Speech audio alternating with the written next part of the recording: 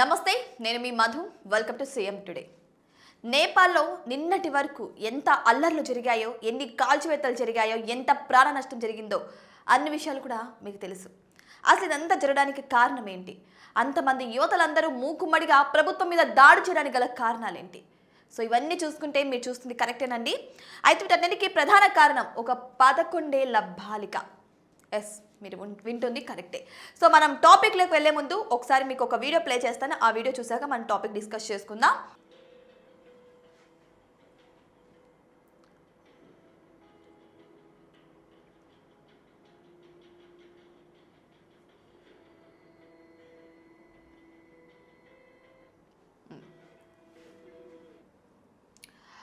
So చూసారు కదా ఈ వీడియో. ఇక్కడ ఫుట్పాత్ మీద ఒక అమ్మాయి నడుచుకుంటూ వెళ్తుంది. అదే జీబ్రా క్రాస్ మీద ఒక అమ్మాయి నడుచుకుంటూ వెళ్తే ఒక కార్ వచ్చి ఆ అమ్మాయిని ఢీ కొట్టేసి కనీసం ఆగకోకుండా, అంటే అలా తొంగి చూసేసి ఆగకోకుండా వెళ్ళిపోయింది. సో దానికి దీనికి ఏంటి సంబంధం అనుకుంటే, ఎస్ సంబంధం ఉందండి. బికాజ్ జరిగింది నేపాల్లో. అసలు స్టార్ట్ అయింది ఇష్యూ ఇక్కడి నుంచి. ఇక్కడ ఒక 11 ఏళ్ళ అమ్మాయి జీబ్రా క్రాస్ మీద రోడ్ క్రాస్ చేసుకుంటూ వెళ్తుంటే ఇక్కడ ఒక కారు వచ్చి ఢీ కొట్టింది. చూసారా, ఆ కారే ప్రధాని కారు.